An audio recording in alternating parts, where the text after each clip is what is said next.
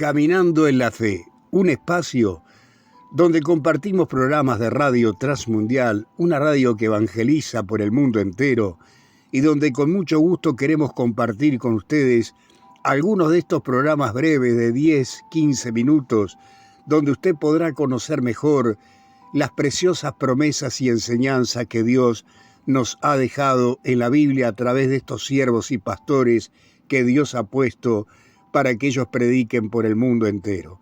Tendremos en Caminando en la Fe restauradas un espacio para mujeres, hecho por mujeres y para hermanas cristianas, para que las mujeres sepan que ellas son un gran instrumento de valor y de amor delante de Dios, que Dios ama a todas las mujeres y que Él tiene un precioso propósito para cada una de estas hermanas tan amadas de Dios.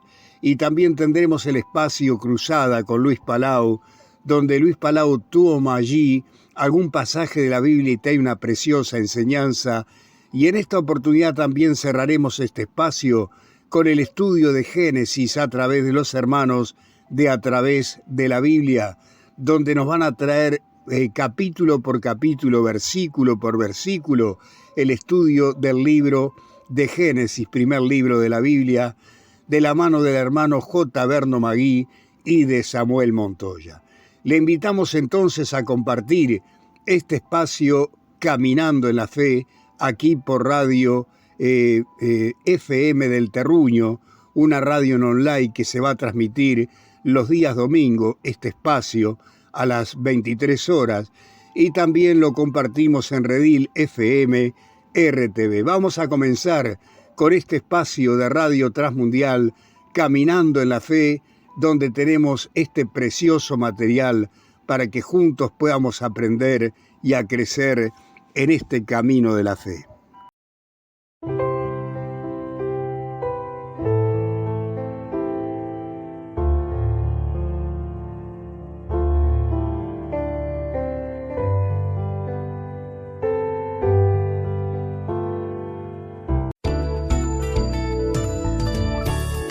He sido cambiada, transformada, renovada, restauradas con la doctora María Burton.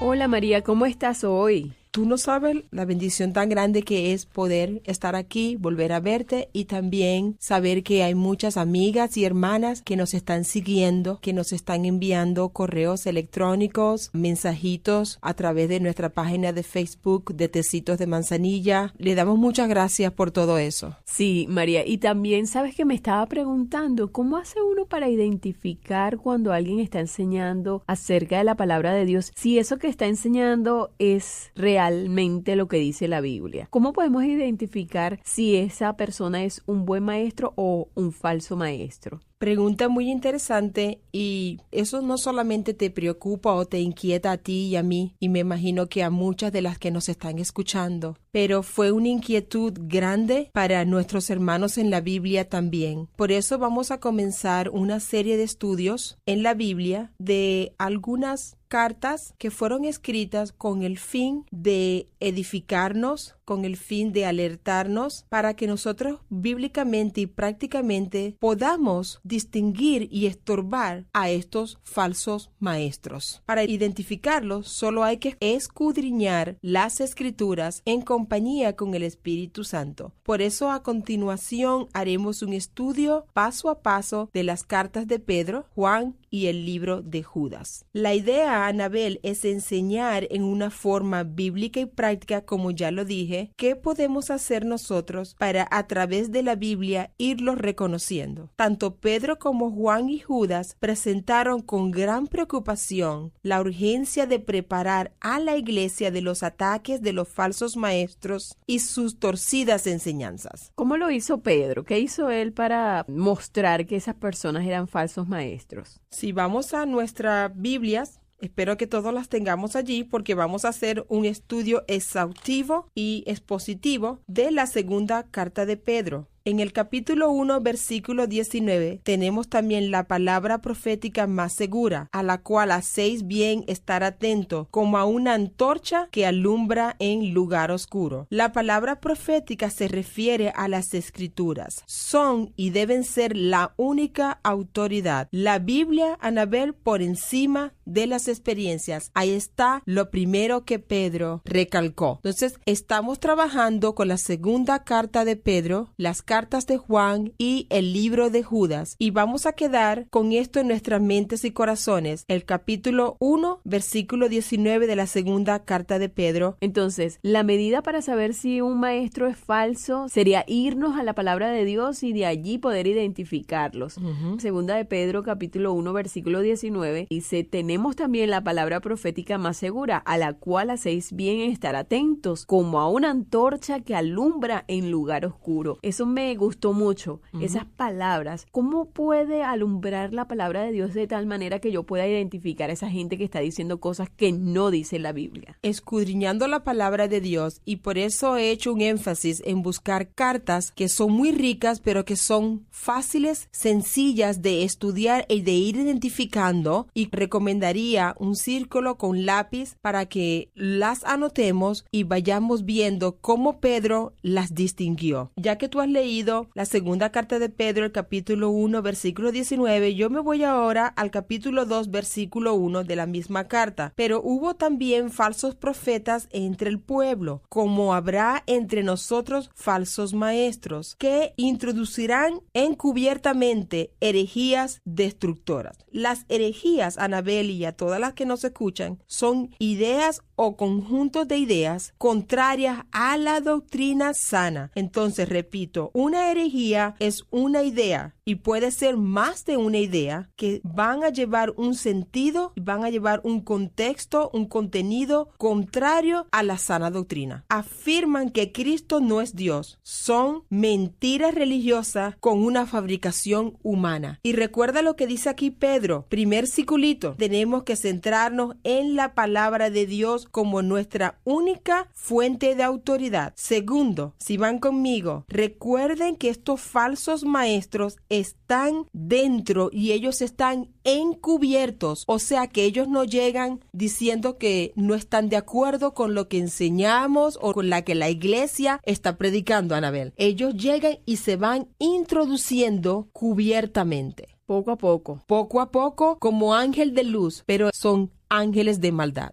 ¿Qué otras cosas puedo yo estar alerta para descubrir que una persona es un buen maestro y no un falso maestro de la palabra de Dios? Pedro los identificó como personas que son discretas, pero son hipócritas. Estas personas van a hablar de cosas que no saben. ¿Por qué no saben de estas cosas? Porque las cosas de la Biblia solamente las podemos decir con el discernimiento que nos da el Espíritu Santo. No es cualquier libro que podamos abrir y leer. Podemos leerlo, pero para poder meditar y que la palabra sea implantada, enseñada con poder, eso es la labor del Espíritu Santo que mora en nosotros y nos da ese poder para poder llevar la santa palabra. Entonces, ¿qué es lo que pasa? Si hacemos un repaso pequeño y lo vamos a hacer todo el tiempo, hablamos en segunda de Pedro, capítulo 1, versículo 19, centrarnos en la Biblia, no solamente se conviertan en oidores de la palabra, escudriñemos la palabra. Luego hablamos de segunda carta de Pedro. Allí hablamos nosotros de que tenemos que tener mucho cuidado porque estos falsos profetas entran con herejías destructoras. Explicamos que herejía es una idea contraria a lo que dice la palabra. Seguimos en el capítulo 2 de la segunda carta de Pedro y esta vez vamos a leer el versículo 12 y 14. Pero estos, hablando mal de cosas que no entienden, como animales irracionales, nacidos para presa y destrucción, perecerán en su propia destrucción. Son como bestias que no piensan. Si se les observa detalladamente, mostrarán una vida desenfrenada. Se autodescriben como autopoderosos y buscan explicar lo que quieren torcer con una falsa enseñanza sobrenatural. Presten atención, tienen los ojos llenos de adulterio, no se sacian de pecar, seducen a las almas que inconstantes, tienen el corazón habituado a la codicia. Ellos están allí, Anabel, y empiezan a observar. La mayoría de ellos van de escuela dominical, van a las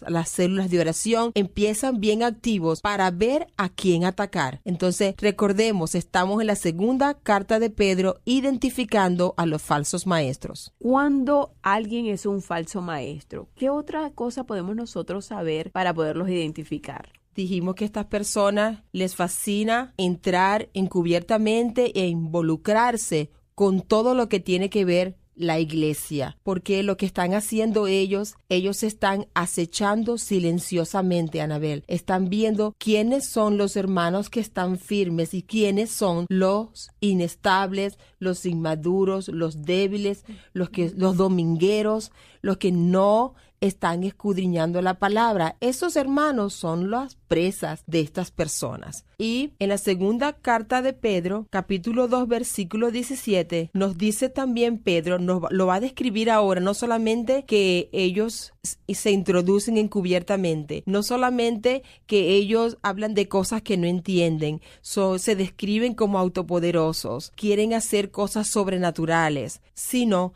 dice, estos son fuentes sin agua y nubes empujadas por las tormentas. Analizando esto, las fuentes sin agua, porque no ofrecen la verdadera fuente de agua viva que es Jesús. Ellos aparentemente tienen agua espiritual, pero al final solo empobrecen y producen vidas secas. Nubes empujadas por las tormentas prometen, Anabel, lo que no tienen, y sus vidas están vacías espiritualmente. Son llevados por diferentes corrientes de aire y al final ni dan ni lluvia ni refrigerio espiritual, pero tienen un poder diabólico. La gente les cree, la gente les sigue, pero si nosotros tenemos el detector, el único detector que es la palabra de Dios, la escudriñamos, pedimos protección al Espíritu Santo e entendimiento. Tenemos que pedirle al Espíritu Santo entendimiento, sobre todo en estos momentos que estamos aprendiendo no solo a distinguirlos, sino a estorbarlos, a eliminarlos. Cuando hablas de estorbarlos, tiene que ver como impedir que sigan hablando lo que están diciendo. Ponerlos a un lado en el nombre del Señor. Ana, qué bueno que hiciste eso. Vamos a quedarnos con ese comentario de Anabel, lo que significa pararlos, porque en muchas iglesias no hacemos eso. En muchas iglesias cristianas, nosotros como cristianos, a veces nos falta esa autoridad con amor, pero con una exhortación bíblica de impedir que esas personas sigan contaminando el cuerpo de Cristo.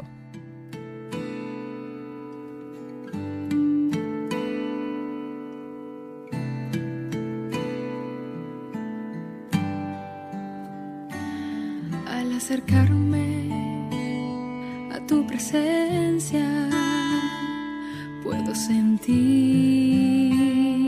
puedo soñar, puedo hablarte, respirarte, adorarte con todo el corazón. Puedo rendir mi alma en tu presencia y derramar todo mi ser ante ti. Me llamaste para amarte, con tu sangre me sellaste. ¿A quién iré sino a ti, Jesús?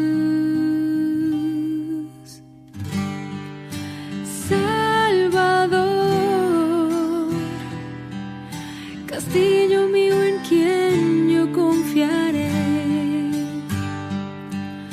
Salvador, mi abrigo en tus alas de amor, Salvador. Gracias por acompañarnos en Restauradas. Nos gustaría conocerte y saber tu opinión del programa. Escríbenos y solicita gratis el libro Madres que Edifican. Escribe a restauradas@transmundial.org. También puedes enviar una carta a nuestra dirección Restauradas, P.O. Box 2805, Miami, Florida 33265, Estados Unidos. Visita nuestra página en internet maria.transmundial.org, maria.transmundial.org. Escuchaste Restauradas.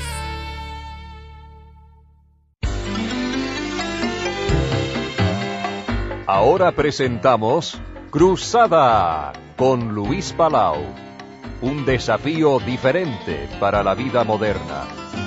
¿Qué tal, querido amigo o amiga del programa Cruzada con Luis Palau? Mi nombre es Jorge Escopazo y quiero darle la más cordial bienvenida a este nuestro punto de encuentro en la radio que hemos denominado Cruzada con Luis Palau, aquí donde estudiamos juntos diariamente la Biblia, la Palabra de Dios, de la mano como siempre de Luis Palau. Y como usted ya sabe, estamos estudiando en estos últimos días el libro de Josué. Así que yo le invito a que abra su Biblia allí, en el capítulo 7. El mensaje de hoy se titula Cuídese de la tentación. ¿Cómo está usted, mi amable oyente? En este día quiero hablarle acerca del tema que he titulado Cuídese de la tentación. Cuídese de la tentación. Todos nosotros somos tentados, pero en este estudio que vamos a hacer en el día de hoy, en el libro de Josué, capítulo 7, continuando el problema de Acán y la derrota del pueblo de Israel, cuando quisieron tomar un pueblito que se llamaba Ai, después de haber triunfado rotundamente en una enorme ciudad que se llamó Jericó, hemos estado analizando el porqué de la ira de Dios. Y lo que pasó, como hemos visto, es que uno entre los 2 millones de israelitas, que se llamó Acán, vio, codició, tomó y escondió una barra de oro, una cantidad de plata y un manto babilónico, un poncho bonito. Por ese pecado, el pueblo quedó derrotado. Por ese pecado, vino vergüenza para el pueblo de Dios. Por ese pecado, hubo un momento en que todo el pueblo pensó que Dios los iba a destruir. El pecado de una persona en una congregación nos afecta a todos. Terminamos el estudio en el día de ayer viendo la comparación entre la tentación que tuvo Eva, la primer mujer de la historia, y Acán, el hombre que estamos estudiando en Josué capítulo 7. Y vimos que tanto en Génesis 3 hablando de Adán y Eva, como en Josué 7 hablando de Acán, el proceso de la tentación es el mismo. Por lo tanto, mi amable oyente, aquí hay una advertencia cristiana, una advertencia bíblica, digámoslo, una advertencia divina para usted y para mí. Cuidado, cuidado con la tentación. Es interesante, parece que la tentación para la mayoría de nosotros comienza por la mirada. Ahora, es verdad que en un sentido la tentación comienza en el corazón, porque tenemos un corazón débil, pero en la práctica, el proceso de la tentación parece ser igual. Primero, él vio con los ojos y la mirada le atrajo a lo que no debiera ser atraído. Cuando vio, el segundo paso fue que codició. Empezó a desear lo que sus ojos habían visto, aunque sabía que no estaba bien, porque Dios lo había prohibido. Como resultado de permitirse la codicia, se debilitó. Y la Biblia dice que tomó el oro, tomó la plata y tomó el manto babilónico. Cayó en la tentación. Como dice el Padre Nuestro, líbranos de la tentación. En un sentido, Dios nos libra, pero en otro sentido, nosotros tenemos que triunfar sobre la tentación. ¿Qué dice 1 Corintios 10:13? Ninguna tentación os ha sobrevenido que no sea humana, mas fiel es Dios, quien no os dejará ser tentados más de lo que podéis sobrellevar, sino que juntamente con la tentación dará también la salida para que podáis aguantar. Dios siempre provee el medio del escape. ¿Y cuál fue el resultado de ver, codiciar y tomar lo prohibido por Dios? La vergüenza, porque la conciencia le acusaba de pecado y el resultado es esconder, tapar. ¿Qué dice el libro de Proverbios, capítulo 28, y creo que versículo 13, si mal no recuerdo? Dice, el que encubre su pecado no prosperará, mas el que los confiesa y se aparta, ese alcanzará misericordia. Qué palabra fuerte y poderosa y hermosa para usted y para mí, mi amable oyente. No olvidemos que lo que hizo Acán no fue meramente el pecado de haber visto, codiciado y tomado el mal. Si él se hubiera arrepentido, hubiera ido corriendo al sacerdote, o hubiera ido corriendo a Josué, y se hubiera humillado delante de Dios y de los líderes y hubiera dicho, hermanos, perdónenme, en un momento de debilidad, fracasé, hice esto y esto, les ruego que me ayuden para limpiar mi pecado, Dios lo hubiera perdonado y el pueblo de Israel no hubiera estado en la situación de fracaso en que se encontró. Pero como él fue, y en vez de confesar su pecado, aceptar la disciplina, fue y escondió su maldición, su anatema. El resultado fue el juicio de Dios. Que esta sea una lección profunda y personal, y también eclesiástica. El que encubre su pecado, ya lo dice la inspirada palabra, no prosperará, no prosperará. Ah, mi amable oyente, ¿usted quiere prosperar? Dios quiere que prospere. ¿Usted quiere tener éxito? Magnífico, Dios quiere que tengamos éxito. En Josué capítulo 1 ya lo analizamos. Dice que para que todo te salga bien, para que prosperes en todas las cosas que emprendas. ¿Cómo no? Pero ay, si estamos escondiendo pecado, no hay esperanza. Pero ¿qué dice la segunda parte de Proverbios 28:13? El que los confiesa y se aparta alcanzará misericordia. Alabado sea Dios. Usted no tiene por qué ser juzgado, no tiene por qué fracasar, no tiene por qué ser una causa de derrota y tropiezo para la congregación de Dios en la cual usted pertenece. No, mi amable oyente, no, mi hermano, no, mi hermana. Y no permita que Satanás le hunda a usted y a la congregación a la cual usted pertenece. Arrepiéntase, destape la cosa. Usted dice, ay, pero hermano Palau, si la gente descubre lo que he hecho, va a ser una vergüenza. Peor vergüenza, caballero, que la siga escondiendo. Porque a su debido tiempo lo que usted hizo a escondidas, dice la Biblia, será gritado desde los techos. Ay, Señor, qué advertencia que es esa. Tu pecado te alcanzará, dice el libro de Números. No crea que podemos esconder los pecados de Dios. A su debido tiempo Dios destapa la cosa, y cuando se destapa, peor es. Cuanto antes uno se arrepiente y se humilla y confiesa y arregla la situación, mi amable hermano, cuánto mejor, cuánto mejor, cuánto mejor. Ahora bien, la Biblia dice en 1 de Juan capítulo 1, si confesamos nuestros pecados, Dios es fiel y justo para perdonarnos nuestros pecados y limpiarnos de toda maldad. Si alguno dice que no ha pecado, lo hace mentiroso a Dios, y la verdad no está en él. Ahora, hermano, amigo, no pretenda usted que es un santurrón. Usted humíllese, confiese su maldad, pídale perdón a Dios.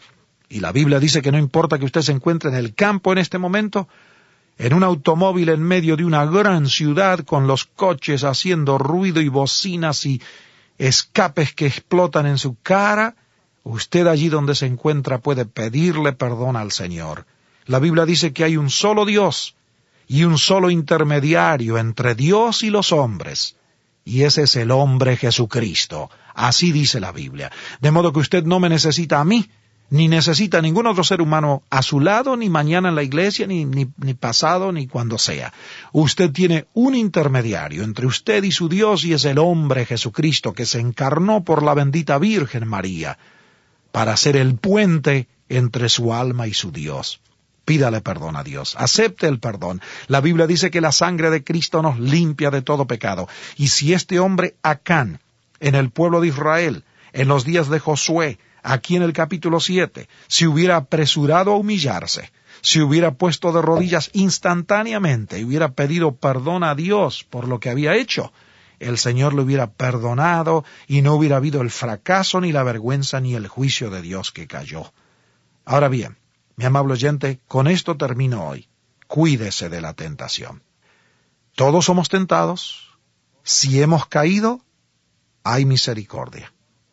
Pero el que encubre su pecado no prosperará. El que los confiesa y se aparta, ese alcanzará misericordia. ¿Usted se ha confesado? ¿Usted se ha apartado?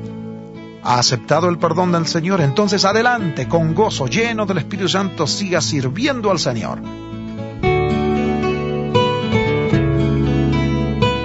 Para ponerse en contacto con Luis Palau y hacerle llegar sus comentarios o sus preguntas, le puede escribir a la dirección de correo electrónico consejos@luispalau.net. consejos@luispalau.net. Si prefiere hacerlo a través del correo postal, escríbale a Luis Palau, P.O. Box 380, Miami, Florida 33243, Estados Unidos. Hoy nos acompaña en el segmento musical Danilo Montero con la canción Te Alabo. Es la bendición de saber por qué estoy aquí. Creado fui por ti para estar así ante ti. Te alabo, te alabo, te alabo, te alabo. Sentido diste tú en aquella cruz al amor. Te quiero entregar todo lo que soy, decirte que te amo, te amo, te amo, te amo.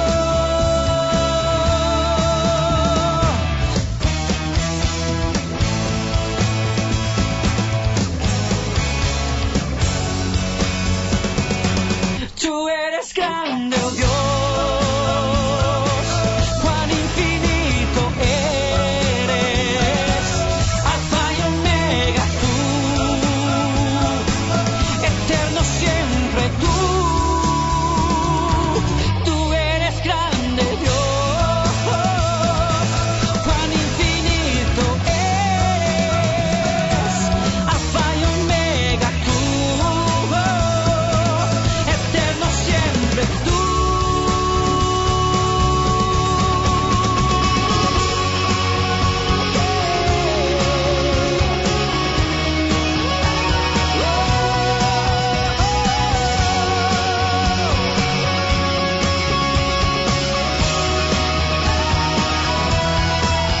Te exalto,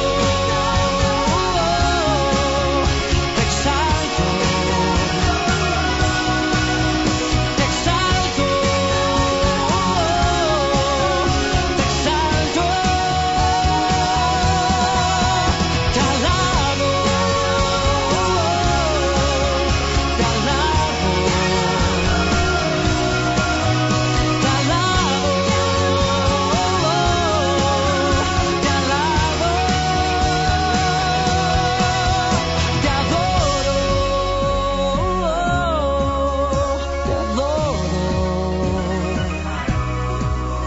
te adoro, Y hasta aquí nos acompañó Danilo Montero por el segmento musical de nuestro programa con la canción Te Alabo. De esta forma estamos llegando al final, pero no quería despedirme sin antes recordarle que si usted conoció al Señor Jesucristo como su Salvador personal a través de alguno de los ministerios de la Asociación Luis Palau, yo le invito a que nos escriba, nos cuente de su decisión, escribiéndonos a la dirección de correo electrónico testimonios@luispalau.net. testimonios@ luispalau.net. Para Luis va a ser de mucha alegría saber de su decisión y poder estar en contacto con usted, así que yo le invito a que nos escriba. Mi nombre es Jorge Escopazo, fue un placer acompañarle en este día. Si el Señor lo permite, nos vamos a reencontrar en nuestra próxima presentación. Recuerde visitarnos en nuestro sitio en internet luispalau.net. Amigos oyentes, muchas gracias por su fina sintonía al programa de este día. Les estaremos esperando muy pronto para el próximo programa Cruzada con Luis Palau. Hasta entonces, recuerden las palabras de nuestro Señor Jesús. Felices los de corazón limpio, pues ellos verán a Dios.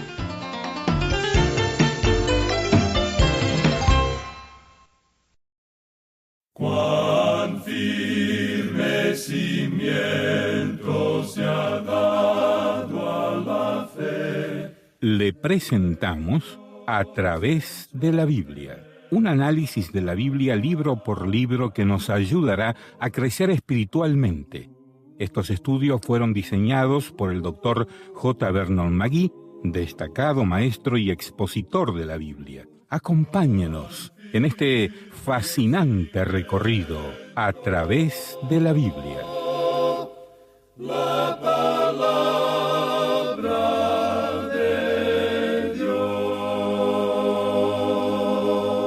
Génesis es el libro de los principios y de las familias, el principio de la creación, el hombre, la mujer, el día de reposo, el matrimonio, la familia, el trabajo, el pecado, el homicidio, el sacrificio, las razas, los idiomas, la cultura, la civilización y la redención, en fin, el principio de todo.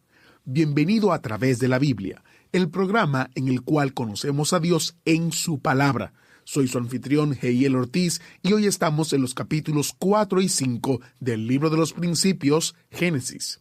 Génesis capítulo 4 está lleno de conflicto y enojo, lo cual conduce a asesinato. Un pecado condujo a otro, con más muerte, venganza, asuntos urbanos y la poligamia que se extendió como fuego forestal en el mundo antiguo. La pregunta es, ¿dónde acabará todo? Nos enteraremos. Antes de empezar el estudio de hoy, le pido que se acuerde de orar por este ministerio.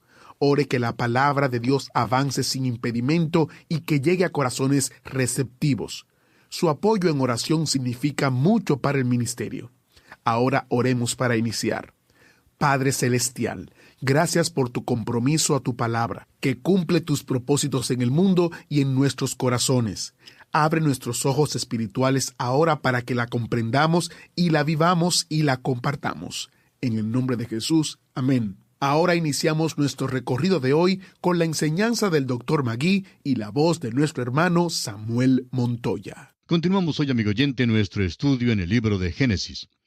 Estamos aún considerando el 4º capítulo de este primer libro del Antiguo Testamento, y al concluir nuestro programa anterior mencionábamos el hecho de que Juan escribió en su epístola que las obras de Caín eran malas.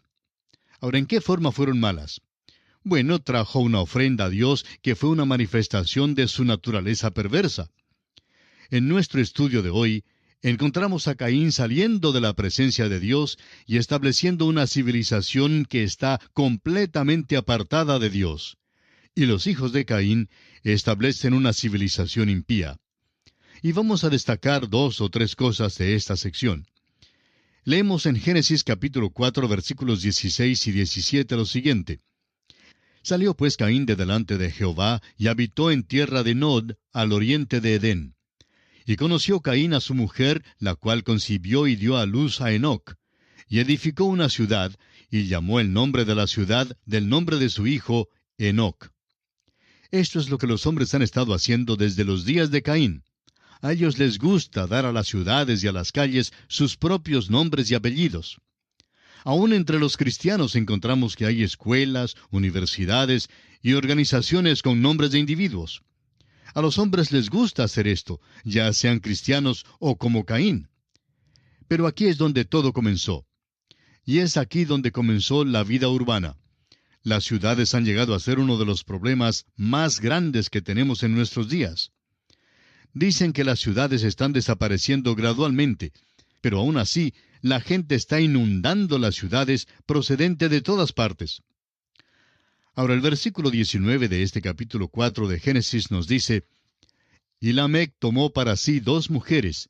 El nombre de la una fue Ada, y el nombre de la otra Sila. Tenemos aquí el principio de la poligamia. Este hombre hace ahora lo que es contrario al plan de Dios. Nunca en las Escrituras encontramos que Dios apruebe la poligamia. Si usted lee los relatos con cuidado, se dará cuenta que Dios condena la poligamia. La razón por la cual la hallamos en la Biblia es porque Dios da el relato de ella como un relato histórico. Por eso se relata aquí. Ahora, Ada significa placer o adorno, y suponemos que ella fue la primera mujer que entró en un salón de belleza. El nombre de Sila, de la otra mujer, significa esconder. Debió, pues, haber sido una coqueta. ¿Qué mujeres tenía Lamec como esposas? No es de sorprenderse entonces que tuviera problemas. Veremos más adelante lo que sucedió. Ahora encontramos aquí el principio de la civilización de Caín. Dice el versículo 20 de este capítulo 4, y Ada dio a luz a Jabal, el cual fue padre de los que habitan en tiendas y crían ganados. Tenemos aquí al primer ganadero. También era tendero, y sin duda era también el primer contratista. Luego el versículo 21 nos dice, y el nombre de su hermano fue Jubal, el cual fue padre de todos los que tocan arpa y flauta. Notamos entonces aquí el principio de los músicos. Al escuchar algo de la música moderna de hoy, no dudamos que empezara con la civilización de Caín. El versículo 22 dice, y Sila también dio a luz a Tubal Caín, artífice de toda obra de bronce y de hierro, y la hermana de Tubal Caín fue Naama. Vemos aquí el artífice, y seguimos leyendo el versículo 23 y el versículo 24 de Génesis, capítulo 4. Y dijo Lamec a sus mujeres, Ada y Sila, oíd mi voz. Mujeres de Lamec, escuchad mi dicho, que un varón mataré por mi herida, y un joven por mi golpe. Si 7 veces será vengado Caín, Lamec en verdad 70 veces 7 lo será. Lamec está diciendo aquí que si Caín pudiera quedar absuelto, luego él también podría quedar absuelto. Caín no mató en defensa personal. Sin embargo, Lamec dice que lo hizo en defensa propia. No sabemos si lo hizo así o no. Él dijo que sucedió así. Tal vez las 2 esposas estuvieron metidas en esto y de alguna manera tuvo que defender una de ellas. No se nos dice aquí cómo sucedió esto. Se nos dice solo que él cree que será vengado 70 veces 7. ¿Recuerda usted, amigo oyente, que nuestro Señor Jesucristo le dijo a Simón Pedro que debemos perdonar al enemigo? Esta experiencia del perdón ilimitado la encontramos en el Evangelio según San Mateo, capítulo 18, versículos 21 y 22, donde el apóstol Pedro formula esta pregunta. Señor, ¿cuántas veces perdonaré a mi hermano que peque contra mí? ¿Hasta 7? Nuestro Señor Jesucristo le respondió, no te digo hasta 7, sino aún hasta 70 veces 7. Veamos ahora que Adán y Eva tuvieron otro hijo que se llamó Set. Los versículos 25 y 26, los finales de este capítulo 4 de Génesis dicen, y conoció de nuevo Adán a su mujer, la cual dio a luz un hijo, y llamó su nombre Set, porque Dios, dijo ella, me ha sustituido otro hijo en lugar de Abel, a quien mató Caín. Y a Set también le nació un hijo, y llamó su nombre Enos. Entonces los hombres comenzaron a invocar el nombre de Jehová. Se nos ha dado la línea de Caín, y ahora se la deja de lado. No se la mencionará de nuevo, sino hasta cuando cruce la línea piadosa. Este es el patrón que será establecido aquí en el libro de Génesis. Primero se da la línea impía, y se la deja de lado. Luego el libro continúa con la línea piadosa. Fijémonos aquí también que es en esta parte cuando los hombres comienzan a invocar el nombre de Jehová. Y así concluye la consideración del capítulo 4 del libro de Génesis, y entramos a considerar el capítulo 5. La primera sección del Génesis abarca los capítulos 1 hasta el 11. Esta es la sección acerca de los eventos mundiales. Primero hubo la creación y luego la caída del hombre. Ahora llegamos a la sección que tiene que ver con el diluvio y que incluye los capítulos 5 hasta el 9. El capítulo 5 nos informa sobre las circunstancias que rodeaban al diluvio. Este capítulo nos da el libro de las generaciones desde Adán hasta Set. Este es uno de los capítulos más tristes de la Biblia. Es algo desalentador y desesperanzado. La razón simplemente se debe a que es como dar una caminata por el cementerio. Es como leer los nombres escritos sobre las lápidas. Ellos nacieron, vivieron y murieron. Dios había dicho que en el día que Adán comiera del fruto del árbol de la ciencia del bien y del mal, moriría. Y encontramos aquí que todos los que fueron hijos de Adán murieron. El apóstol Pablo, en su primera carta a los Corintios capítulo 15, versículo 22, dice que en Adán todos mueren. Ahora los versículos 1 y 2 de Génesis capítulo 5 dicen: Este es el libro de las generaciones de Adán. El día en que creó Dios al hombre, a semejanza de Dios lo hizo. Varón y hembra los creó. Y los bendijo, y llamó el nombre de ellos Adán, el día en que fueron creados. Dios llamó el nombre de ellos Adán. Eva es la otra mitad de él. Luego tenemos la expresión extraña, el libro de las generaciones de Adán. Veremos que el Nuevo Testamento principia con el libro de la genealogía de Jesucristo. Existen estos dos libros. Y esto nos hace recordar que ya hemos visto dos líneas, dos simientes, las cuales son contrarias la una a la otra. Va pues a existir una larga lucha. Existe la línea de Satanás y hay la línea aceptada de Jesucristo. Nos dicen estos versículos que la línea que vamos a seguir aquí es la línea de Adán que corre hasta la segunda epístola a Timoteo. El versículo 3 de Génesis 5 dice: Y vivió Adán 130 años, y engendró un hijo a su semejanza, conforme a su imagen, y llamó su nombre Set. Cuando Adán llegó a tener los 130 años, ¿cuál era su edad en realidad? Cuando Dios creó a Adán, ¿lo creó de 30 años? ¿O quizá de 15? ¿Tal vez de 45 años? Bueno, no lo sabemos, y cualquier cosa que dijéramos a este respecto sería pura especulación. Lo que sí sabemos es que lo creó ya un hombre adulto. Ahora, ¿cuál era en realidad su edad? Bueno, eso da la respuesta a muchas preguntas en cuanto a la edad de la Tierra. Alguien dice que algunas de nuestras rocas tienen billones de años. Es probable que no sepamos. Quizá cuando Dios lo creó ya de billones de años. Claro que bien pudo haberlo hecho. Pero lo que sí se dice aquí es que cuando Adán había estado aquí en la tierra por 130 años, le nació un hijo. Notemos que el hijo fue conforme a su imagen. Adán había sido creado a la imagen de Dios, pero el hijo de Adán fue nacido a la imagen de Adán, y llamó su nombre Set. Comenzamos ahora nuestro paseo por el cementerio. Adán engendró hijos e hijas. Pero, ¿qué le pasó a Adán? Leamos el versículo 5 del capítulo 5 de Génesis. Y fueron todos los días que vivió Adán 930 años, y murió. Bueno, esto fue lo que le pasó. Murió. Consideremos ahora la genealogía de los hijos de Set hasta Enoc. ¿Qué le sucedió a Set en el versículo 8? Leamos. Y fueron todos los días de Set 912 años, y murió. Set, pues, murió.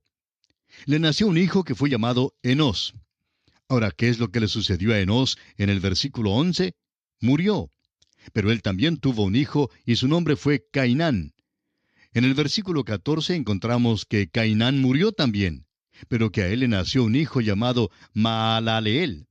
Y en el versículo 17 leemos que él también murió. El hijo de Maalaleel fue Jared, y en el versículo 20 hallamos que él también murió. Veamos ahora la historia conmovedora de Enoc. Jared tuvo un hijo llamado Enoc. Leamos el versículo 21 de este capítulo 5.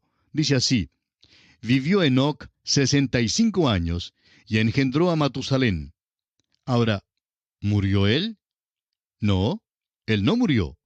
Aquí encontramos algo muy consolador en este capítulo tan desesperanzado. Los versículos 22 al 24 nos dicen: Y caminó Enoc con Dios después que engendró a Matusalén 300 años, y engendró hijos e hijas. Y fueron todos los días de Enoc 365 años. Caminó pues Enoc con Dios, y desapareció porque le llevó Dios. Amigo oyente, Esta es una cosa muy notable, que en medio de tanta mortandad, de tanta muerte, Dios se lleva a un solo hombre de esta tierra. Dice allí, caminó con Dios. Eso es muy admirable. Veremos en el próximo capítulo que la Escritura dice lo mismo en cuanto a Noé. Aquí están estos dos hombres que caminaban con Dios, Enoc y Noé. Estos fueron hombres que vivieron antes del diluvio, los que llamamos antidiluvianos. Es interesante que en el Antiguo Testamento hay solo dos hombres que no murieron. Enoc es uno y Elías es el otro. Enoc se singulariza como uno de los pocos hombres antes del diluvio de los cuales sabemos algo. No tenemos ningún dato de la mayor parte de aquellos hombres, pero se nos dice que Enoc no murió, sino que Dios lo llevó, es decir, fue traspuesto. Ahora, ¿qué quiere decir eso? En el trabajo de traducción o traslación, como también lo registra el diccionario, una palabra se lleva de un idioma y se introduce en otro idioma con el sentido igual. Del mismo modo, Enoc fue llevado de esta tierra, fue trasladado, tuvo que deshacerse de su cuerpo. Permaneció el mismo individuo exactamente como en el caso de la palabra. Debe quedar con el mismo sentido. Pero llegó a ser un individuo diferente porque fue llevado a los cielos. Enoc fue trasladado. Este hombre Enoc vivió por 65 años antes de que naciera Matusalén. No nos informa este pasaje cómo vivió durante aquellos años, pero sabemos que después del nacimiento de su hijo Matusalén, caminó con Dios. No sabemos lo que Enoc hacía durante aquellos años y es posible que ni él lo supiera. Pero sí sabemos que si un niño pequeño no nos lleva más cerca de Dios, entonces seremos insensibles a una manera mayor en que Dios pueda llamarnos. Después de eso, por 300 años, Enoc caminó con Dios y engendró tanto hijos como hijas. Después de que Enoc tuvo 365 años, entonces Dios se lo llevó.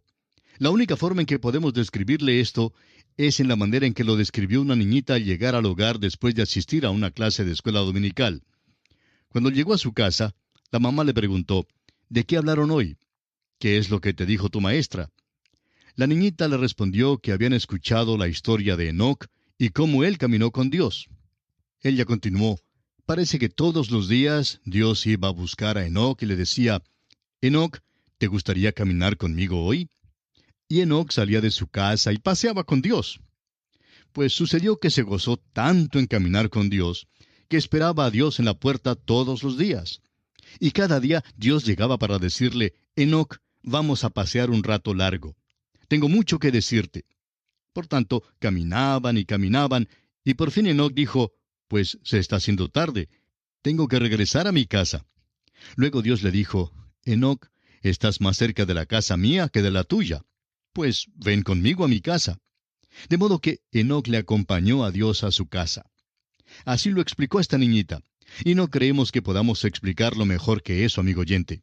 Esa es exactamente la historia que tenemos aquí. A nuestro parecer, esta es una ilustración de lo que ha de venir. Hay muchas grandes verdades en Génesis que son semillas de grandes verdades que todavía deben ser desarrolladas. Creemos que esto representa el rapto de la iglesia. Aquí, pues, antes de que llegue el juicio del diluvio, Dios se lleva a Enoc del mundo.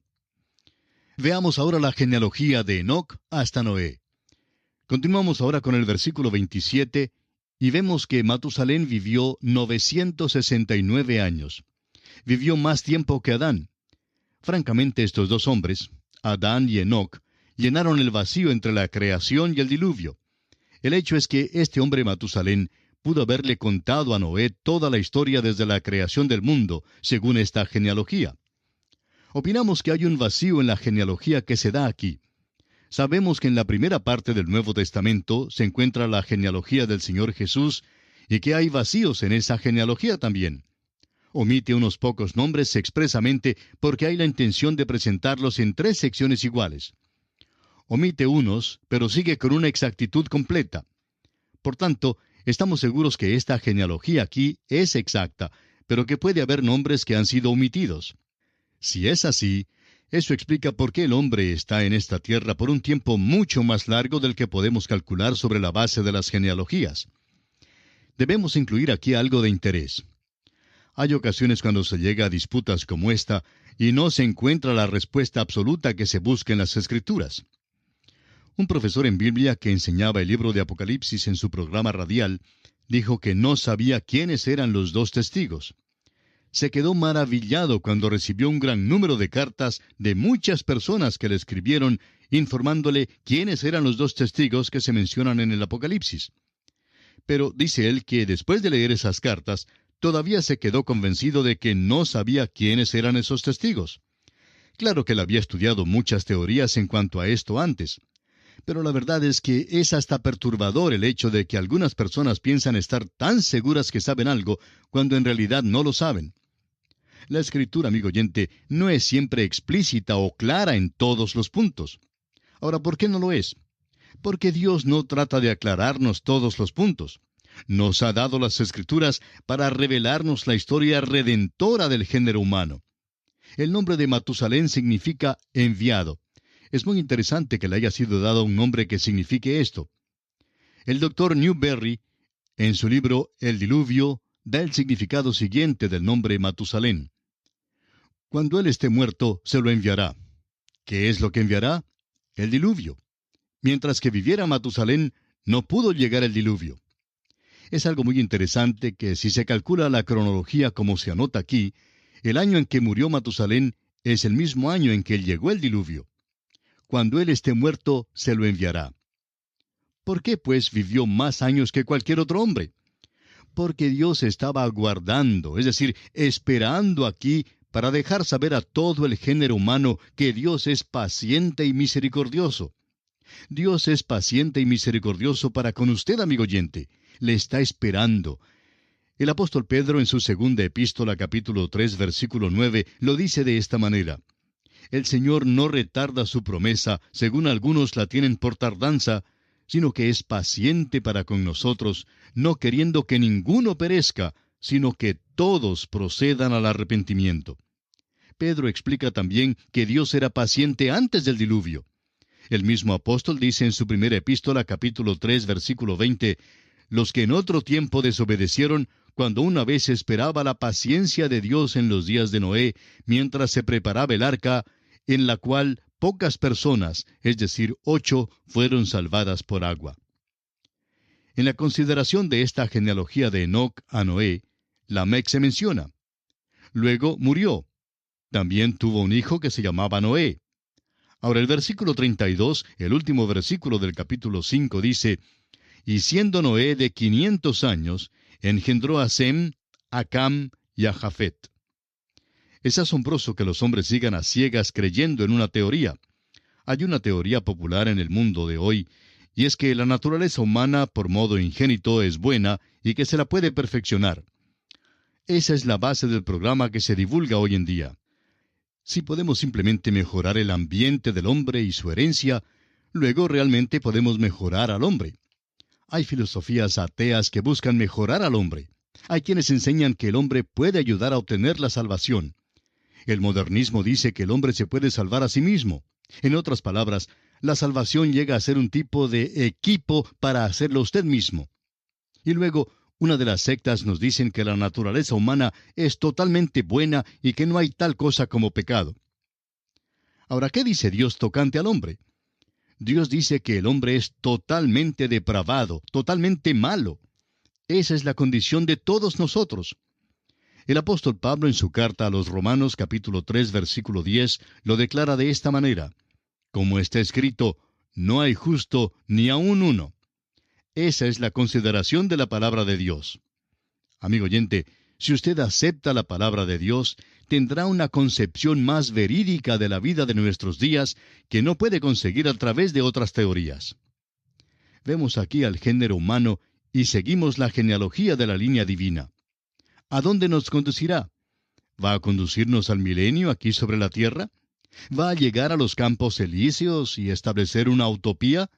Por supuesto que no. El próximo capítulo nos dice que vino el diluvio sobre la tierra, y el diluvio fue un juicio de Dios. En nuestro próximo programa veremos que hubo un motivo para enviar el diluvio. Será pues, hasta entonces, es nuestra oración que Dios le bendiga en gran manera. Y así terminamos por hoy. Escríbanos y cuéntenos qué le pareció y cómo le ayudó el estudio de hoy. Si desea recibir las notas y bosquejos de lo que estamos estudiando, suscríbase gratis en nuestra página en Internet. Esta es la dirección: atravesdelabiblia.org/notas. atravesdelabiblia.org/notas. Repito, atravesdelabiblia.org/notas. Si desea escuchar nuevamente el programa o si se perdió alguno de ellos, vaya a atravesdelabiblia.org/recursos. Repito, atravesdelabiblia.org/recursos. A través de la Biblia. Estamos llegando al final de este espacio Caminando en la Fe, donde hemos tenido estos pequeños programas de radio transmundial, una radio que evangeliza por el mundo entero, y con el agrado y la gentileza de dichos hermanos hemos compartido algunos de estos micros que son de precioso valor para nuestra vida, porque estos hermanos nos enseñan a conocer mejor la palabra de Dios y a conocer las promesas que Dios nos ha dejado para cada día. Nos volvemos a encontrar el próximo domingo, Caminando en la Fe, donde tendremos el espacio para las mujeres restauradas. También hay un espacio que se titula Cosa de Nosotras.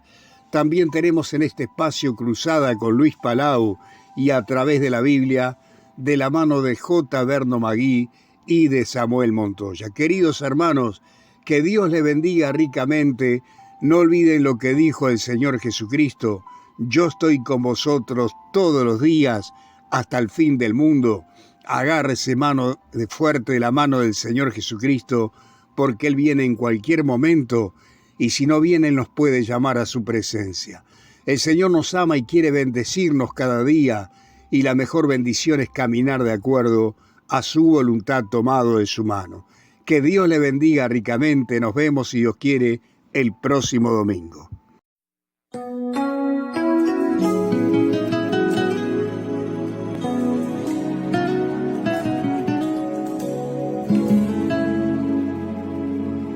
Estoy confiando en el Señor, que no va a fallar.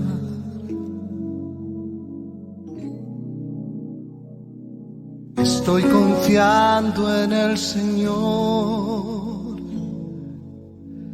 que no va a fallar. Si el sol llega a oscurecer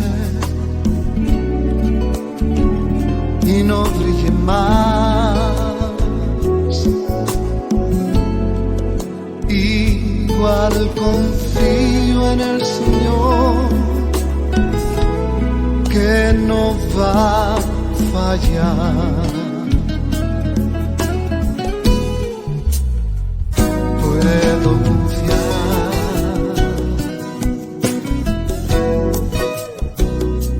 Puedo confiar que un nuevo hogar Cristo me dará. Si el sol llegara a oscurecer y no brille más, igual confío en el Señor, que Él no va a fallar.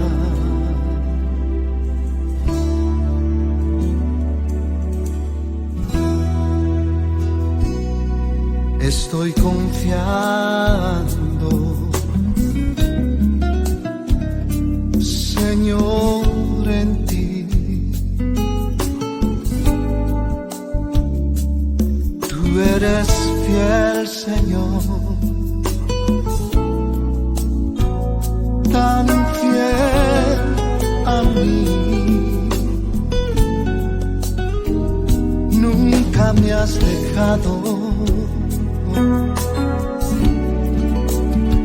aunque débil soy, estoy confiando, Señor, en ti. Puedo confiar,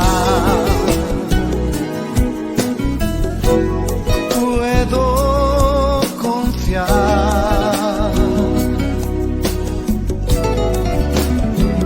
que un nuevo hogar Cristo me dará.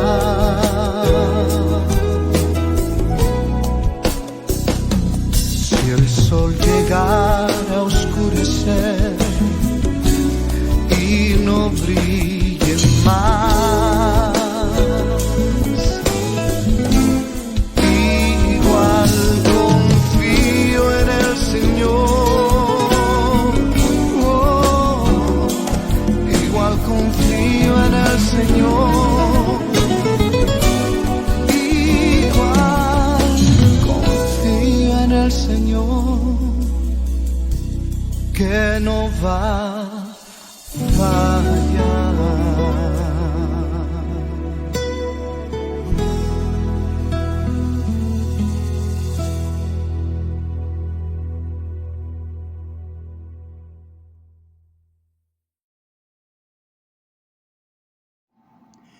Caminando en la fe.